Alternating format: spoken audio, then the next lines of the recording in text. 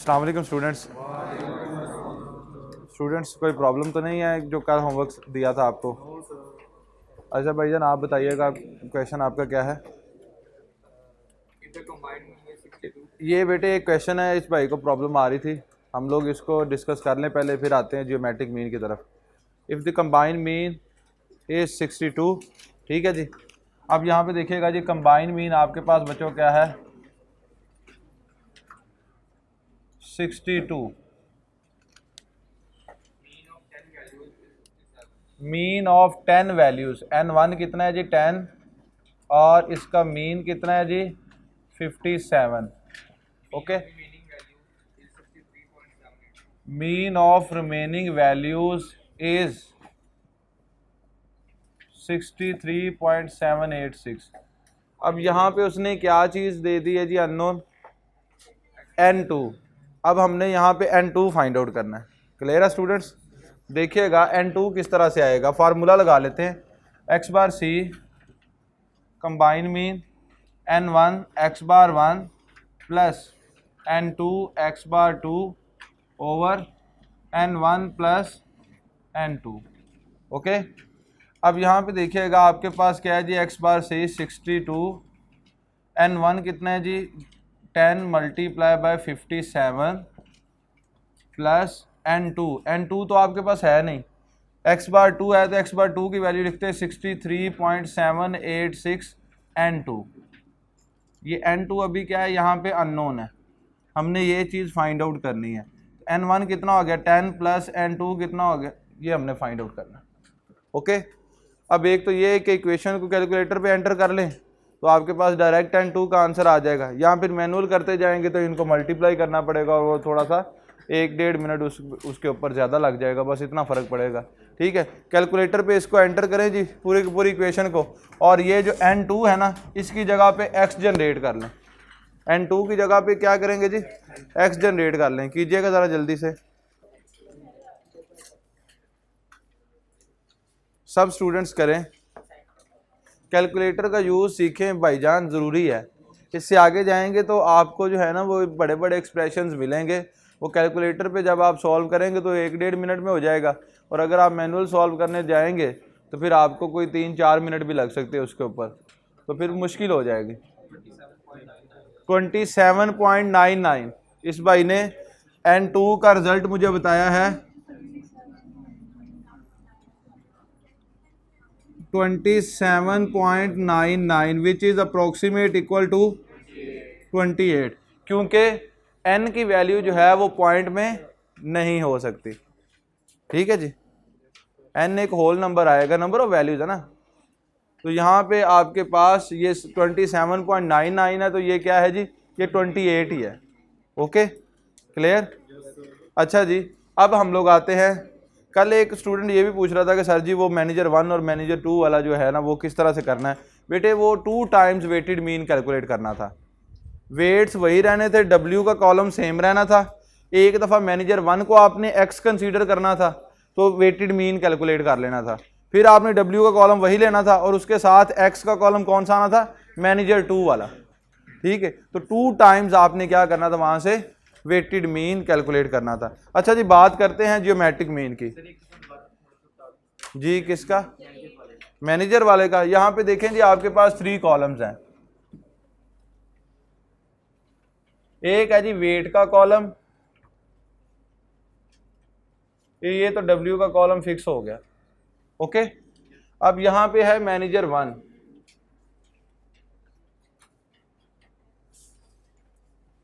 आप इसको कह देंगे X। ओके, और ये एक इससे आप जो है वो वेटेड मीन कैलकुलेट कर लेंगे, और लास्ट कॉलम आपके पास XW या WX का कॉलम आपके पास बन गया। ओके, अब आपने क्या करना है? दोबारा से आपके पास जो है वो वेट का कॉलम तो यही रह जाएगा। ओके, ये आ गया जी W का कॉलम। ठीक है, अब यहाँ पे जो आपके पास मैनेजर 2 है,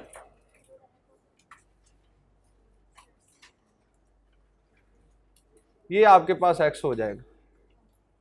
ठीक है, अब आपने एकदम फिर जो है वो WX का कॉलम बनाना है और वेटेड मीन कंप्यूट कर लेना। तो एक ही क्वेश्चन के अंदर 2 टाइम्स वेटेड मीन कंप्यूट करना था। क्लियर है स्टूडेंट्स? चलें जी, हम लोग आज के अपने टॉपिक की तरफ आते हैं जो कि है जी ज्योमेट्रिक मीन। ये रेस कर दूं? ओके।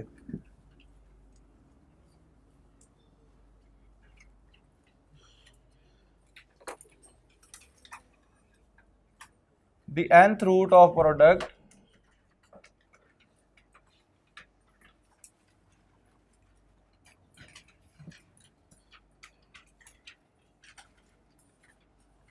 of n positive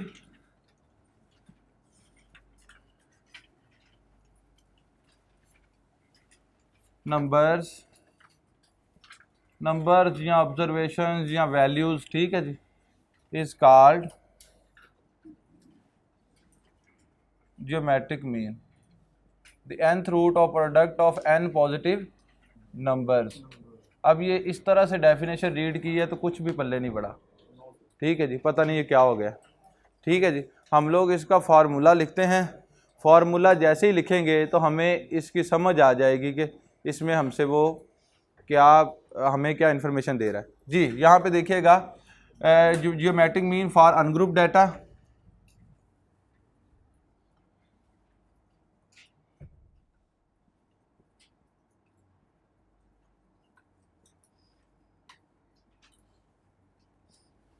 अब इसमें जो ज्योमेट्रिक मीन का फार्मूला है वो है हमारे पास यही डेफिनेशन जो सारी की सारी लिखी हुई है एज इट इज़, ये हमारे पास यहाँ पे फार्मूला है। यहाँ पे देखें जी, एक्स के साथ किसको डिनोट कर रहे हैं? वैल्यूज़ को। और ये वैल्यूज़ कौन सी होनी चाहिए? पॉजिटिव वैल्यूज़ होनी चाहिए। इनमें से कोई एक भी वैल्यू नेगेटिव नहीं हो सकती। ये जो है वो बाई डेफिनेशन के अंदर उसने ये चीज़ डिफाइन की हुई है, the nth root of product of n positive values. Positive values, negative value यहाँ पे एग्जिस्ट नहीं करेगी। ओके, तो यहाँ पे देखिएगा x1 dot x2 dot x3 और इसके बाद क्या है जी, ये कहाँ तक चलता चला जाएगा जी? xn। और बात क्या की है जी nth रूट की, तो यहाँ पे क्या आ जाएगा? n आ जाएगा। अब ये जितनी भी वैल्यूज होंगी, अगर हमारे पास यहाँ पे देखिएगा, अगर हमारे पास आ जाती जी 3 वैल्यूज, जैसे कि 2, 4, 8 और 16, चले मैं ऐसे लिख लेता हूँ 4 वैल्यूज, ठीक है जी। ये हमारे पास 4 वैल्यूज हैं और हमने इसका ज्योमेट्रिक मीन कैलकुलेट करना है। तो किस तरह से कैलकुलेट करेंगे देखिएगा, इन 4 की 4 वैल्यूज को हम लोग मल्टीप्लाई करेंगे और इसका कितना रूट ले लेंगे जी? 4th रूट ले लेंगे। जितनी वैल्यूज होंगी उतना रूट हो जाएगा, ठीक है जी। यहाँ पे क्या आ जाएगा जी? 4th root. अब इसको किस तरह से कैलकुलेटर पे लिखना है? आप अगर इस तरह से लिख सकते तो कैलकुलेटर ऐसे भी आपको बता देगा जी, ऐसे भी आप कैलकुलेटर के ऊपर लिख सकते हैं। लेकिन अगर चेंज करना चाहें तो इस तरह से भी लिख सकते हैं। देखिएगा, आप यहाँ पे लिख सकते हैं जी, ब्रैकेट ओपन करें, 2 multiply by 4 multiply by 8 multiply by 16 और होल की पावर 1/4 कर दें, ठीक है जी, ठीक है जी। तो आप इस तरह से भी लिखेंगे तो बात सेम ही है। जैसे यहाँ पे मैं इस फार्मूले को इस तरह से लिख देता हूँ, ये देखिएगा कि आपके पास क्या आ गया जी? x1 dot x2 dot x3 और ये आपके पास आ गया xn और होल की पावर 1/n। ये एक ही बात है। ये क्या है जी? ये यहाँ पे जो ये डेफिनेशन बताई है ना जी, ये यही है, the nth root of product of n positive value. ये nth रूट को भी होल्ड करें तो यहाँ पे देखें जी, product of n positive numbers, product of n positive numbers या वैल्यूज, ठीक है जी। तो ये देखें, ये n पॉजिटिव नंबर्स आ गए, ये इनके दरमियान क्या है? मल्टीप्लीकेशन ही है ना जी, मल्टीप्लाई हो रहे हैं। तो ये हो गया जी product of n positive numbers, right. अब जो होल्ड किया था वर्ड क्या था जी? nth root. तो इसका आपने क्या कर लेना? nth रूट ले लेना, ठीक है जी। अब यहाँ पे एक चीज़ आती है, इसका की पॉइंट आता है, और वो बच्चे वो की पॉइंट क्या है कि geometric mean can't be computed if any of the observation is negative. अगर कोई भी ऑब्जर्वेशन नेगेटिव हो गई तो हम उसका ज्योमेट्रिक मीन कैलकुलेट नहीं कर सकते। क्लियर है जी। याद रखिएगा कि अगर कोई भी ऑब्जर्वेशन हमारे पास डाटे में नेगेटिव आ गई तो हम उसका ज्योमेट्रिक मीन कंप्यूट नहीं कर सकते। जैसे कि यहाँ पे देखिएगा, अगर यही जो वैल्यूज़ लिखी हुई हैं, मैं इन्हीं वैल्यूज़ के साथ चलता 2, 4, -8 और 16। अब यहाँ पे ए ऑप्शन, बी, सी और डी। अच्छा जी, आपने इसका रिजल्ट क्या बताया था? 5.65। चलें जी, एक ऑप्शन में आपके पास 5.65 है, एक में -5.65 है, और एक ऑप्शन में है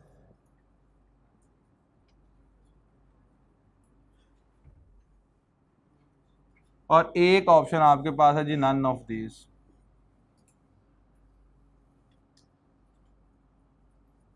ठीक है जी। अब यहाँ पे हमारे पास करेक्ट ऑप्शन कौन सी होगी? Can't be computed. हम इसको कंप्यूट ही नहीं कर सकते। क्यों? क्योंकि ये हमारी डेफिनेशन को वॉयलेट कर रहा है,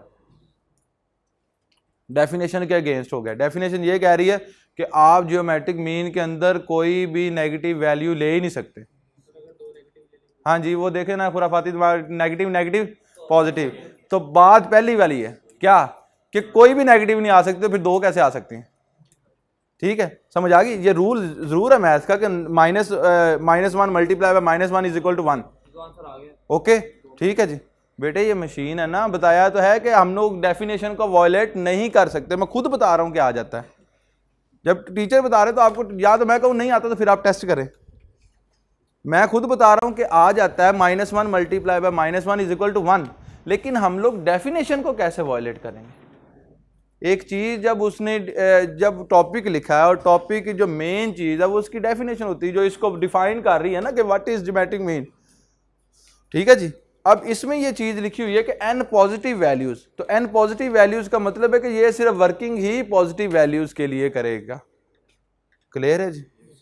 इसमें नेगेटिव वैल्यू एग्जिस्ट ही नहीं करेगी। अगर एक नेगेटिव वैल्यू आ जाए, 2 आ जाए, 3 आ जाए, 4 आ जाए, 5 आ जाए, जितनी मर्जी आ जाए, जब एक आ गई तो ये क्या, कहाँ पे आंसर चला जाएगा? कांट बी कंप्यूटेड पे चला जाएगा। क्लियर है जी? तो यहाँ पे हमारे पास आंसर ये हो जाएगा। ओके, क्लियर है जी? अच्छा जी, अब बात आती है सर जी, अरिथमेटिक मीन भी एवरेज है, ज्योमेट्रिक मीन भी एवरेज है। ठीक है जी। तो कब अरिथमेटिक मीन कैलकुलेट करना है, कब ज्योमेट्रिक मीन कैलकुलेट करना है? अगर एक क्वेश्चन है जी और क्वेश्चन में आपको ये कह दिया जाता है कंप्यूट एवरेज, और नीचे एक डाटा दे दिया जाता है, कुछ वैल्यूज होती हैं। अब कैसे डिसाइड करेंगे कि यहाँ पे अरिथमेटिक मीन लगना है, यहाँ पे ज्योमेट्रिक मीन लगना है, यहाँ पे हार्मोनिक मीन लगना है, यहाँ पे मीडियन लगना है, या यहाँ पे मोड लगना है? क्योंकि ये 5 की 5 क्या है? एवरेज ही है। और क्वेश्चन में क्या बताया हुआ है? Compute average. ठीक है जी। अब बेटे हर एक का एक स्पेशल की पॉइंट है, जो कि यहाँ पे मैंने ज्योमेट्रिक मीन के टॉपिक में लिखा हुआ है कि geometric mean is a suitable average in case of percentage type data. अगर बेटे आपके पास वैल्यूज परसेंटेज में आ गई और उसने कहा कंप्यूट एवरेज, तो तब बेटे आपने कौन से वाली एवरेज फाइंड आउट करनी है? ज्योमेट्रिक मीन फाइंड आउट करनी है। ठीक है जी। अगर आपको डाटा उसने परसेंटेज में दे दिया, ये तो सिंपल वैल्यूज है ना, 2, 4, 6, 8 और 16, यहाँ पे तो उसने क्लियरली मेंशन कर दिया ना कंप्यूट जीएम। जब उसने खुद से ही कह दिया कि इस डाटे से आपने ज्योमेट्रिक मीन ही कैलकुलेट करना है, तब तो हम लोग कोई और चीज़ कैलकुलेट नहीं कर सकते। जब उसने कह दिया कंप्यूट अरिथमेटिक मीन, फिर तो डाटा नहीं देखेंगे कि कौन सा डाटा है, हम अरिथमेटिक मीन कंप्यूट कर देंगे। जब वो कह देगा कंप्यूट मीडियन, तो हम लोग डाटा नहीं देखेंगे, जैसा भी हुआ उस डाटे का मीडियन कंप्यूट कर देंगे। लेकिन अगर उसने वर्ड यूज किया कंप्यूट एवरेज, अब उस एवरेज के लिए आपको देखना पड़ेगा कि 5 टाइप्स में से कौन से वाली टाइप सूटेबल है। अब हर एक का एक स्पेशल जो है ना वो की पॉइंट है, जिससे हमें पता चलता है कि अगर इस तरह का डाटा होगा तो इसके ऊपर हमने कौन सी एवरेज फाइंड आउट करनी है। जैसे कि अभी मैंने ज्योमेट्रिक मीन के लिए बताया कि geometric mean is a suitable average in case of percentage type data.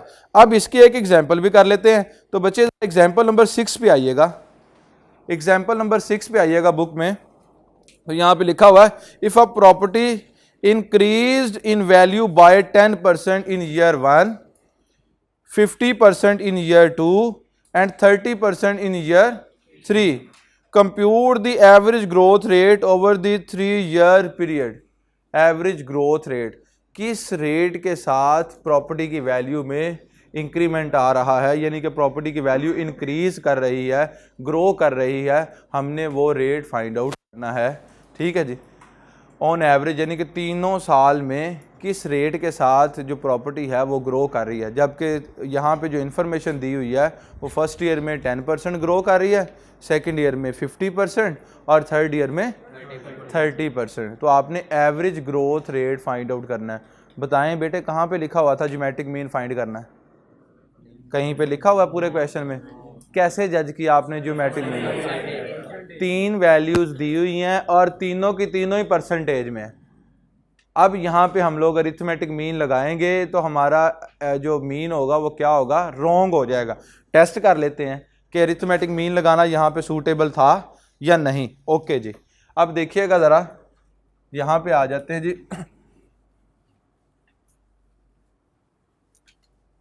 अगर कोई खुराफाती दिमाग आता है जी लास्ट में परसेंटेज यूज़ कर लेंगे, क्योंकि सारी वैल्यू है तो परसेंटेज में ही है, तो लास्ट में परसेंटेज लगा लेंगे। तो 3 वैल्यूज़ हैं तो 10 + 50 + 30 डिवाइडेड बाय 3, ये आ गया जी आपके पास अरिथमेटिक मीन। ये अरिथमेटिक मीन आ गया जी। तो क्या आया? ये 90 हो गया। 90 डिवाइडेड बाय 3 तो 30 आ गया। तो लास्ट पे कह दें जी हम लोग देख लेंगे तो वो 30% हो जाएगा, क्योंकि वैल्यूज तो सारी परसेंटेज में। तो जो ऐसे करेगा वो गलत करेगा। समझ आ रही बात की? वो क्या करेगा जी? गलत कर जाएगा। क्यों? क्योंकि परसेंटेज टाइप डाटा के ऊपर अरिथमेटिक मीन कंप्यूट नहीं किया जा सकता, सूटेबल एवरेज नहीं है। परसेंटेज टाइप डाटा के ऊपर सूटेबल एवरेज कौन सी है? Geometric mean. अच्छा जी, अब मैं आपको पहले तो मेथड बताऊंगा, फिर ट्रिक बता दूंगा कि आपने कैसे याद रखना है, क्योंकि आपने वहाँ पे कोई मैनुअल पेपर को सॉल्व करके नहीं देना, यानी कि ट्रेडिशनल वे से पेपर के ऊपर सारी चीज़ें सॉल्व नहीं करनी।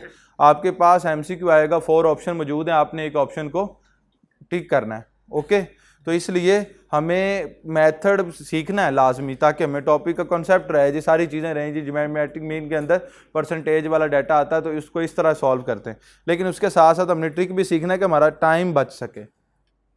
ठीक है जी। अब ज़रा देखिएगा यहाँ पे बेटे, उसने प्रॉपर्टी की इनिशियल वैल्यू हमें नहीं दी, ऐसे ही है क्वेश्चन में। देखें, उसने ये कहा है कि फर्स्ट ईयर में 10% इंक्रीज कर जाती है, सेकंड ईयर में 50% इंक्रीज कर जाती है, थर्ड ईयर में 30% इंक्रीज कर जाती है, लेकिन ये नहीं कहा कि एक्चुअल वैल्यू प्रॉपर्टी की क्या है।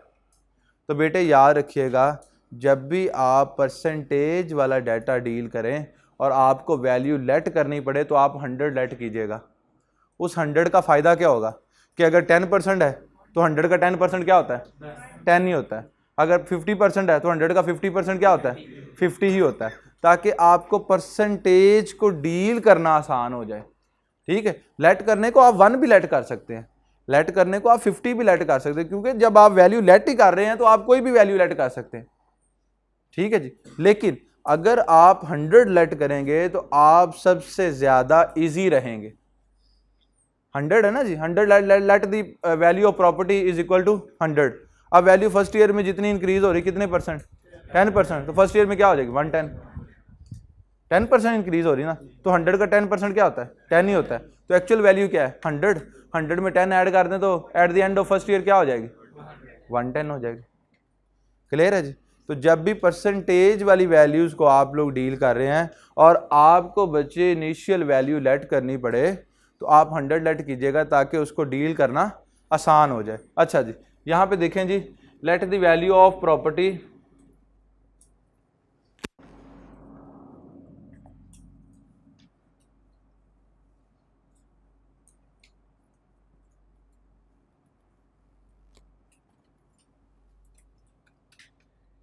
ठीक है जी, value of property at the end of the first year, तो वो कितनी हो जाएगी?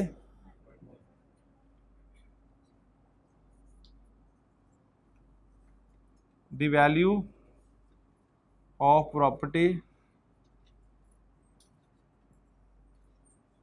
इन ईयर 1 तो कितनी होगी 110, 10% इंक्रीज हुई थी ना, तो 110 लिख दिया। अब देखिए अगर ऐसा होता तो हमें अगर कोई भी और वैल्यू लेट की होती, जैसे कि 50 लेट की होती, फिर उसके हिसाब से एडजस्ट करना पड़ता।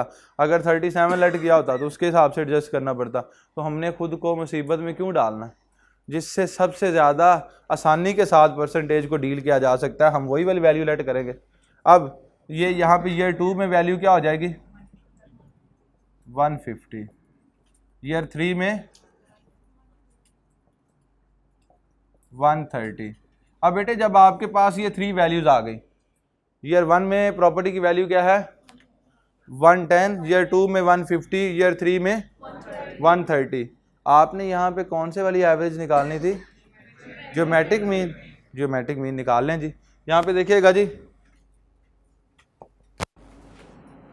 इन 3 की 3 वैल्यूज को मल्टीप्लाई करें,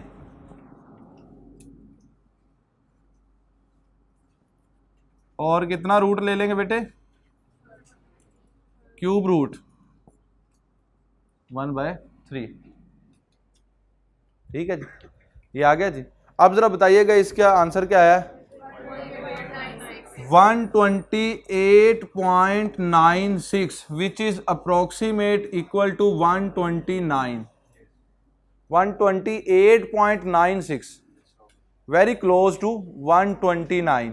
लेकिन बेटे इस 129 में एक लेट की हुई वैल्यू भी है, वो कौन सी है 100, उसको माइनस कर देंगे तो आपका रिजल्ट वापस किस में आ जाएगा, परसेंटेज के अंदर आ जाएगा।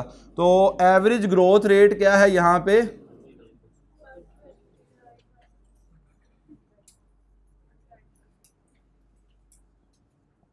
तो ये आ गया जी 129, जो इसमें जो आपने वैल्यू लेट की हुई थी वो माइनस कर दी, तो बाकी क्या आ गया जी 29। तो 29% के हिसाब से हर साल जो है वो प्रॉपर्टी क्या कर रही है जी, प्रॉपर्टी की वैल्यू इंक्रीज हो रही है। ओके क्लियर है जी। तो यहाँ पे देखें, अगर आप डायरेक्ट अरिथमेटिक मीन निकालते तो क्या था 30, और अगर आपने ज्योमेट्रिक मीन के साथ निकाला तो क्या आया 29। तो एक ऑप्शन 30 की भी होगी, एक 29 की भी होगी, एक 28 की भी होगी, और एक 31 की भी होगी। आपको ये ऑप्शन क्या आ रहा है,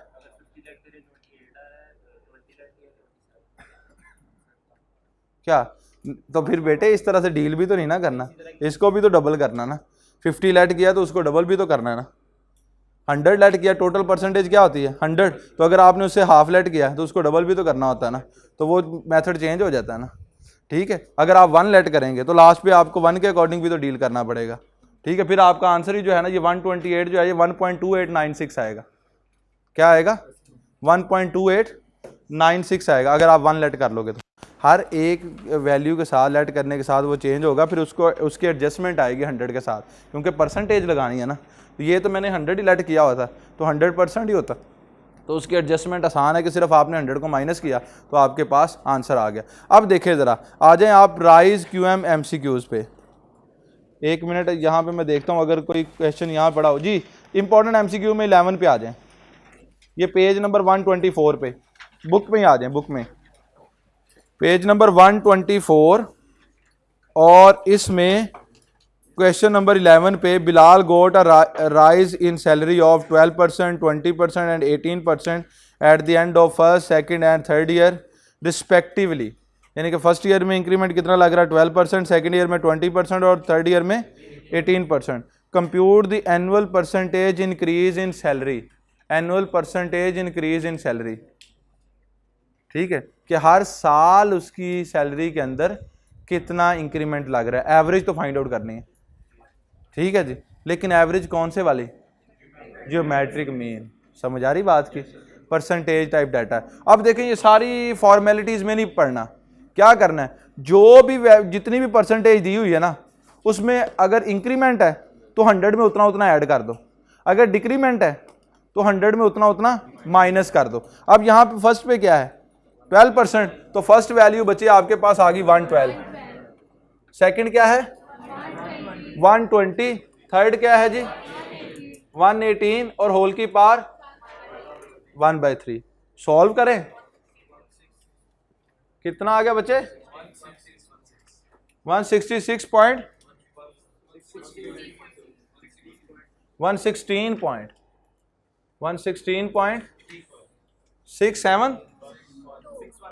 ओके ओके जी। अब जरा देखिएगा ये आ गई। अब इनिशियल वैल्यू यहाँ पे हमने क्या लेट की हुई है 100, वो माइनस कर दो तो 116.62 minus 100 which is equal to 16.62%। ये 2 लाइंस में रह गया। ठीक है जी, समझ आ गई। बाकी चीज़ें आप माइंड में सेट कर लें कि हमने क्या किया जी, इनिशियल वैल्यू 100 लेट की हुई है, वो सारी फॉर्मेलिटीज़ आपने यहाँ पे लेके नहीं आनी। जब आप पेपर के लिए क्वेश्चन कर रहे होंगे तो जितनी परसेंटेज दी हुई है अगर वो इंक्रीज हो रही है तो 100 में उतना ऐड कर लें, अगर ये डिक्रीज हो रही होती तो फिर क्या करते 100 में से उतना कम कर लेते। समझ आ रही बात की? क्लियर है जी। आप ज़रा देखिएगा कि आपके पास जो है वो ये रिजल्ट आ गया फाइनल। हाँ जी, अब एंड पे जाके आपके पास क्या आएगा जी, आपके पास यहाँ पे अगर 100 में से माइनस कर रहे हैं तो आपके पास जो रिजल्ट आएगा वो भी 100 से कम होगा, तो वो उतना माइनस में चला जाएगा। 100 जब उसमें से 100 माइनस करेंगे तो उतना माइनस में चला जाएगा, तो हम लोग वो परसेंटेज वहाँ पे लिख देंगे। यहाँ पे देखें ना, यहाँ पे देखें, ये जब आप 100 में से कम करके निकालेंगे ना तो ये भी 100 से कम रिजल्ट आएगा, ये भी क्या आएगा 100 से कम रिजल्ट आएगा। तो आप 100 में से इसको माइनस कर दीजिएगा तो आपके पास वो रिजल्ट आ जाएगा फाइनल परसेंटेज के अंदर। अब ये 116 है ना, उस टाइम पे आ जाएगा 88.62, 78.62, इस तरह से आ जाएगा। फिर आप 100 में से इसको माइनस कर देंगे, आपके पास उतने परसेंटेज में रिजल्ट आ जाएगा जो एवरेज डिक्रीमेंट लग रहा होगा। लेकिन मोस्टली आपको इंक्रीमेंट के साथ ही पूछेगा। ठीक है, और फिर क्या करेंगे आप, जैसे कि अगर ये 12% डिक्रीज हो रहा होता, इधर देखिएगा भाईजान, तो ये क्या आ जाता 88%, 88 हो जाता, सॉरी 88% नहीं 88। और अगर ये 120 है तो ये 20% डिक्रीज हो रहा था तो 80 आ जाता। यहाँ पे अगर 18 है तो क्या आ जाता जी 82। ठीक है जी, 82, 100 में से उतना माइनस करना है। फिर उसके बाद उसका रूट लेना है जी, जो आ जाएगा उसको 100 में से माइनस कर देंगे तो उतने परसेंट वो क्या हो रहा होगा, डिक्रीज हो रहा होगा। ठीक है जी जी,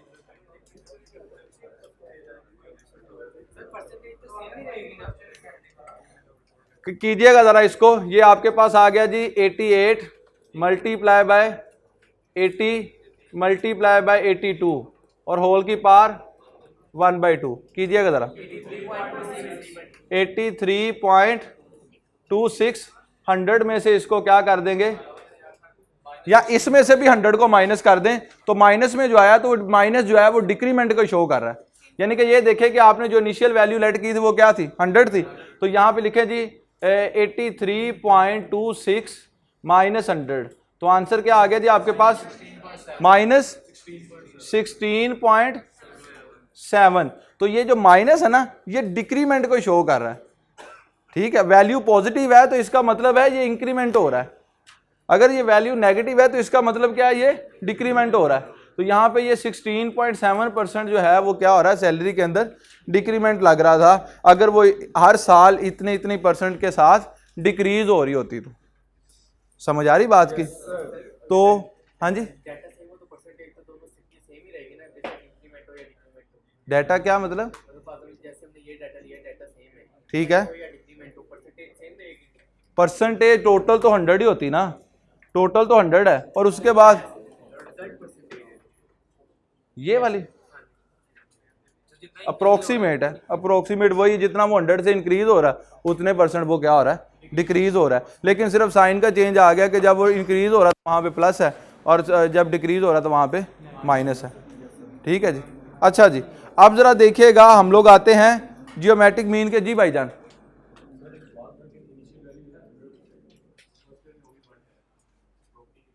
अब आप कहेंगे दोबारा सर जी 110 का 50% होना चाहिए था। नहीं, हमने इनिशियल वैल्यू के साथ हर साल परसेंटेज इंक्रीज करनी है ताकि हम लोग एवरेज परसेंटेज निकाल सके। ठीक है, फिर वो एवरेज जो दूसरे साल की अगर हम 110 के साथ निकालेंगे फिर तो हमने जो इनिशियल वैल्यू कंसीडर कर लिया वो तो फिर 110 होगी। दूसरे साल के लिए इनिशियल वैल्यू तो फिर 110 होगी। तो अगर दूसरे साल के इनिशियल वैल्यू 110 लिख ली तो उसका तो जो चेंज आ रहा था परसेंटेज जो हमने एवरेज निकालनी वो तो निकाल ही नहीं सकेंगे।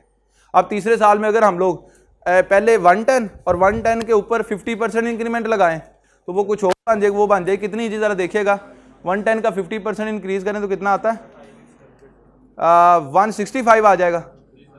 अब 165 के ऊपर 30% देखेंगे तो अब 30% के लिए जो इनिशियल होगी वो तो 165 होगी, लेकिन हमने 165 नहीं लेनी, हमने कौन सी लेनी है इनिशियल, 100 लेनी है, ताकि हम लोग average growth rate find out कर सकें। इसलिए हर एक ईयर के लिए हमारे पास जो वैल्यू है प्रॉपर्टी की वो क्या है, 100 है, ताकि हम लोग एवरेज ग्रोथ रेट को स्टडी कर सकें। जी भाईजान, और कोई क्वेश्चन?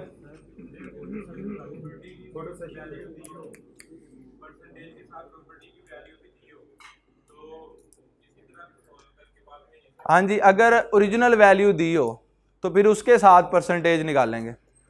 अगर यानी कि यहां पे बता दिया जाता कि प्रॉपर्टी की जो ओरिजिनल वैल्यू है 1 करोड़ है,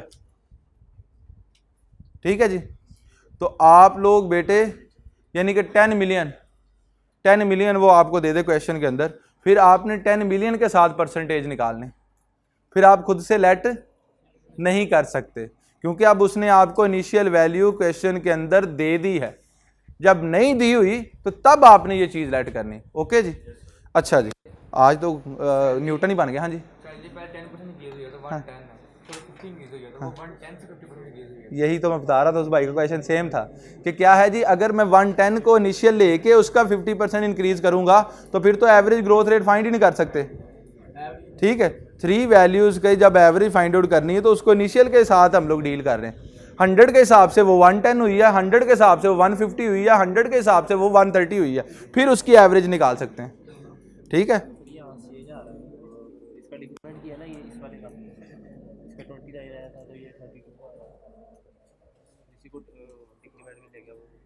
एक मिनट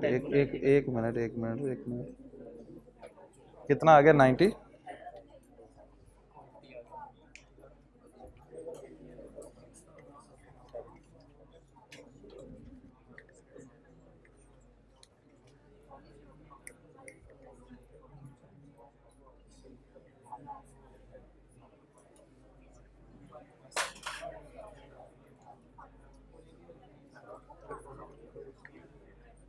हाँ जी, चेंज है तो हो सकता है हो, क्योंकि हमने तो मेथड को फॉलो करना, हो सकता है वेरिएशन आ रही हो। अच्छा जी, अच्छा बेटे यहाँ पे देखिएगा, ये इंक्रीमेंट और डिक्रीमेंट में वेरिएशन भी आ सकती है। क्यों? क्योंकि 100 के अकॉर्डिंग देख रहे होते हैं, 100 से इंक्रीज करेगा तो उसका इंक्रीमेंट जो है ना, यहाँ पे देखिएगा, ये जो बात अभी भाई ने की थी यहाँ पे तो सेम आ गया था, लेकिन हमने इसको टेस्ट किया है तो इसमें चेंज आ रहा है, ये 31.95 के करीब है।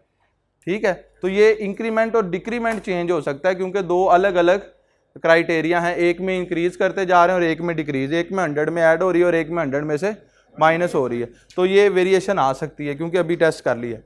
अच्छा जी, लेकिन ये है कि मेथड वही है कि अगर आपने इंक्रीमेंट करना है तो 100 में उतना ऐड कर दें, और अगर डिक्रीमेंट करना है तो 100 में से उतना माइनस कर दें, और लास्ट वाला काम वही है कि जो वैल्यू आपने इनिशियल लेट की हुई है वो आपने उसमें से क्या कर देनी है, माइनस कर देनी है। अगर इंक्रीमेंट की बात कर रहा होगा तो आंसर पॉजिटिव आएगा, और अगर डिक्रीमेंट की बात कर रहे होंगे तो आंसर नेगेटिव आएगा। जी, इनिशियल वैल्यू हमने लेट की है, उसने दी नहीं हुई, दी हो तो फिर उसके अकॉर्डिंग हम लोग चलेंगे, फिर हमें वहां पे माइनस करने की जरूरत ही नहीं है। ठीक है, नहीं 50 के साथ नहीं, 50 को भी 100 के साथ हमने कंसीडर करना, फिर आंसर हमारा डबल करना पड़ेगा, क्योंकि परसेंटेज टोटल क्या होती है, 100 होती। मुझे ये समझ नहीं आ रही, मैं आप लोगों को कह रहा हूँ कि यहाँ से बाहर जाएं, बरकत मार्केट जो राइट साइड पे हो जाए, तो आप कह रहे हैं नहीं पहले हमने जिनाह हॉस्पिटल का चक्कर निकाल के आके बरकत मार्केट जाना है। जब मैंने इनिशियल वैल्यू कह दिया 100 के साथ डील कर ले, तो सबसे आसान मेथड है तो उसको 100 के साथ डील कर ले। अब उसको 37 के साथ डील क्यों करना चाह रहे हैं? 93 न्यूटन की लड़ी में से है। हाँ, नहीं दी होगी, नहीं दी होगी, आपको आज तक नहीं दी हुई, तो आपके टाइम पे दी होगी, आप इतनी खराब किस्मत लेके आए हैं। ठीक है, अगर आप इतनी खराब किस्मत लेके आए हैं तो फिर मैं कर देता हूँ सारे सॉल्व, आज फिर जीएम का अनग्रुप ही करते रहते हैं। अच्छा जी, यहां पे देखिएगा, which average can not be computed if any value is negative. Median है, जियोमेट्रिक मीन है, हार्मोनिक मीन और मोड। तो बेटे ये मोस्ट इंपॉर्टेंट की पॉइंट है।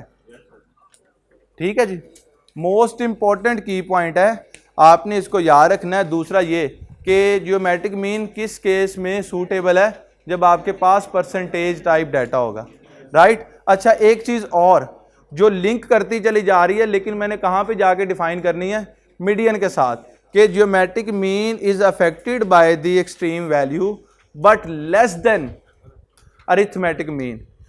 अरिथमेटिक मीन से कम इफेक्ट होती है। ये तीनों चीज़ें मैं एक साथ डिफाइन करूंगा कहाँ पे जाके, मीडियन में, क्योंकि मीडियन सूटेबल एवरेज है।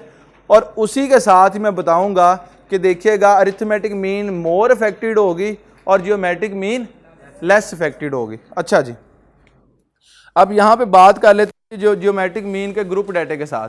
अनग्रुप डाटे की हमने एग्जांपल्स देख ली हैं और इसी के साथ मैं होमवर्क में भी कुछ इस तरह की एग्जांपल्स दूंगा, आप लोग उसकी प्रैक्टिस कर लीजिएगा।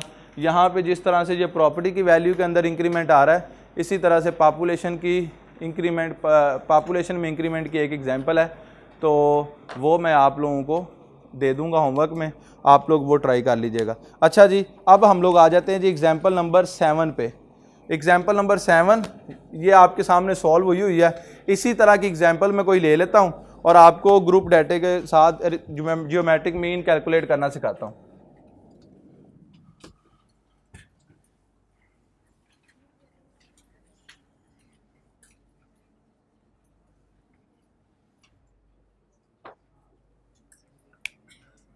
कंप्यूट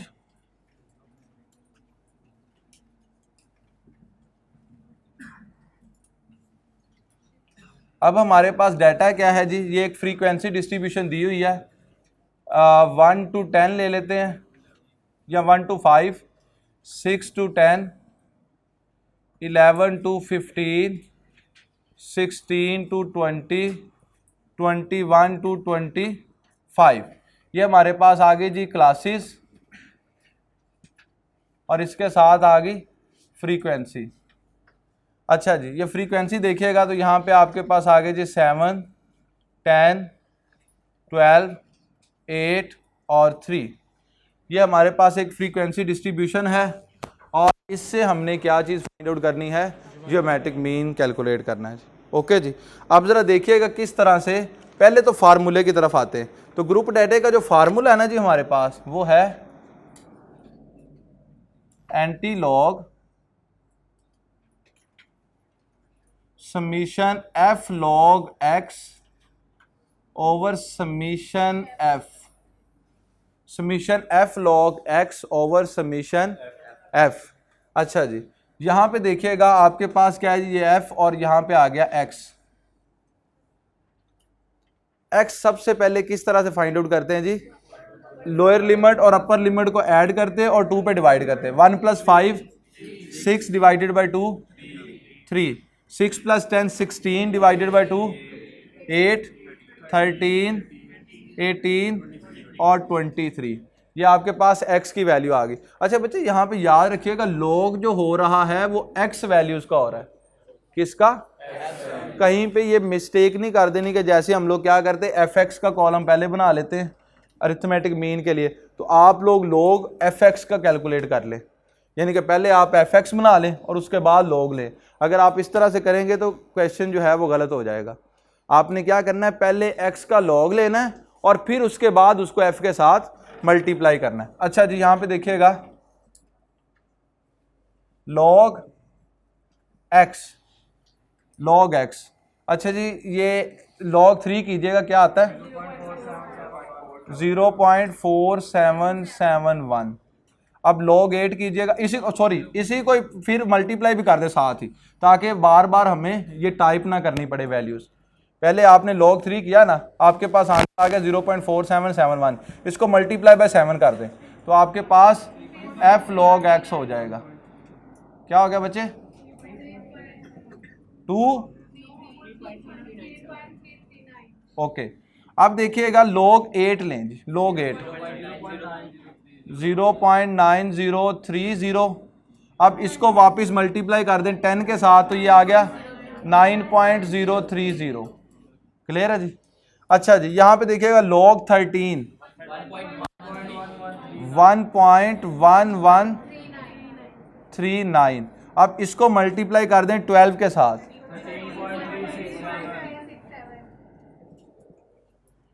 जी। अब log 18 लास्ट भी बता दिया गया, फोर्थ वाला, तो यहां पे आ गया 10.042। अब लास्ट वैल्यू रहेगी जी log 23, 1.3617। तो इसको मल्टीप्लाई करें 3 के साथ, 085। अच्छा जी, आपके पास क्या आ गया जी, एफ लॉग एक्स का कॉलम। जैसे ही बच्चों आप इसको ऐड करेंगे तो ये हो जाएगा summation F log x, summation F log x. अब इसको जरा ऐड कीजिएगा तो आपके पास क्या आता है,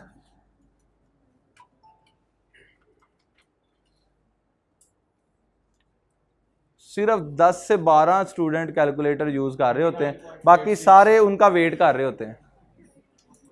ठीक है जी, बताइएगा। 39.863 ये आपके पास जी समीशन एफ लॉग एक्स आ गया। इसी तरह से आपने एफ के कॉलम को भी ऐड कर लेना है। तो आप बताइएगा यहाँ पे समीशन एफ क्या है जी, 40। ये दोनों रिजल्ट हमारे पास आ गए, समीशन एफ लॉग एक्स का भी और समीशन एफ का भी। इन दोनों को फार्मूले के अंदर पुट कर देते हैं। तो बेटे आपने लिखना अब कैसे है, पहले आपने शिफ्ट के बाद लॉग का बटन प्रेस करना है तो एंटी लॉग में कन्वर्ट हो जाएगा। ठीक है जी, शिफ्ट के बाद लॉग का बटन प्रेस करें तो एंटी लॉग में 1 और 0 शो होना शुरू हो जाएगा स्क्रीन के ऊपर, इस तरह का। ठीक है जी, कर लिया। अब आपने ब्रैकेट ओपन करनी है। ब्रैकेट ओपन करने के बाद फ्रैक्शन वाला बटन प्रेस करें, कर लिया जी। अब यहां पे वैल्यूज पुट करें, 39.863 डिवाइडेड बाय 40, तो इक्वल का बटन प्रेस करेंगे तो रिजल्ट आ जाएगा जी 9.921। ये बेटे हमारे पास यहां पे क्या आ गया जी, जीएम आ गया। ठीक है जी, 9.921 जी। यहां पे उसने कह दिया कंप्यूट ज्योमेट्रिक मीन जी। मैंने आपको पहले बताया था जब हम लोग पहला क्वेश्चन ये वाला कर रहे थे 24816, मैंने बताया था कि अगर डाटा कोई सा भी के ऊपर कह देना जियोमेट्रिक मीन तो हम लोग वहां पे बाउंड हो गए हैं कि अब हमने सिर्फ और सिर्फ जियोमेट्रिक मीन ही कैलकुलेट करना है। अगर वो कह देगा जी ये डाटा दे के कंप्यूट अरिथमेटिक मीन तो हम लोग अरिथमेटिक मीन ही कंप्यूट करेंगे। अगर यहाँ पे कह देगा कंप्यूट हार्मोनिक मीन तो हार्मोनिक मीन ही कंप्यूट करेंगे। खुद से कब जज करना है कि अब इसके ऊपर कौन से वाला की पॉइंट आ रहा है, तब जब वो कहेगा फाइंड एवरेज, कंप्यूट एवरेज। अब एवरेज के अंदर 5 टाइप्स आ जाती हैं, अरिथमेटिक मीन भी आ जाता है जी, geometric mean, harmonic mean, median और मोड। जब वो कह देगा कंप्यूट एवरेज तो तब हमने फिर खुद से डिसाइड करना है उसके की पॉइंट को याद करते हुए कि ये डाटा किस तरह का है और इस तरह के डाटे के ऊपर कौन से वाली एवरेज सूटेबल एवरेज है, तो हम फिर उस एवरेज की तरफ चले जाएंगे। अब देखें जी यहाँ पे अगर मैं देखूँ तो ये भी तो परसेंटेज वाली वैल्यूज नहीं है, सिंपल वैल्यू थी 2, 4, 8 और 16, लेकिन यहाँ पे कह दिया गया था जी जियोमेट्रिक मीन कैलकुलेट करें तो हमने कर लिया। ठीक है, यहाँ पे कहा गया है जी कंप्यूट जियोमेट्रिक मीन तो हमने कंप्यूट कर लिया। आप देखें जी जहाँ जो एग्जांपल यहाँ पे सॉल्व की हुई एग्जांपल नंबर 7, तो इसके ऊपर स्टेटमेंट में भी देखें ज़रा, calculate geometric mean from the following frequency distribution, clear है जी। लेकिन इसी के ऊपर एग्जाम्पल नंबर 6 जो है वहाँ पे कहाँ कहा गया है कि कंप्यूट जियोमेट्रिक मीन, वहाँ पे परसेंटेज दिया और हमने खुद से डिसाइड किया। अच्छा जी, अब ज़रा नेक्स्ट पेज पे आ जाएं। समीशन एफ नहीं, पूरा समीशन है एफ लॉग एक्स के कॉलम का, यानी कि आपने एफ लॉग एक्स का कॉलम बनाया और इस पूरे कॉलम को ऐड किया। तो ये ऐड करने को यहाँ पे जो है ना, ये साइन जो हम लोग यूज कर रहे हैं सिंपल, वो समीशन का कर रहे हैं। ठीक है जी, अब यहाँ पे ये पूरे का पूरा ये वाला कॉलम बनाना है ये, और इसको ऐड करेंगे तो समीशन एफ लॉग एक्स हो जाएगा।